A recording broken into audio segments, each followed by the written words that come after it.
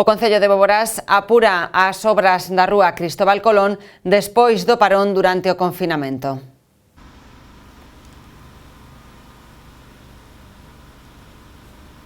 Despois do parón do mes de abril, inténtase recuperar o tempo traballando arreo nunhas obras que humanizarán esta rúa principal do Concello. O prazo de execución é de 8 meses e xa está a menos de 3 de rematar. As obras, cun orzamento de preto de 300.000 euros, serán sufragadas nun 70% pola Consellería de Medio Ambiente e o 30% restante pola Deputación de Ourense.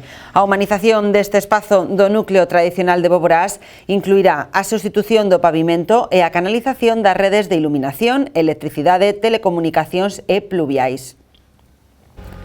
Esta actuación desenvólvese no marco do Plan Urbe da Xunta para desenvolvemento das vilas e dos núcleos de poboación con criterios de sustentabilidade económica, ambiental e social.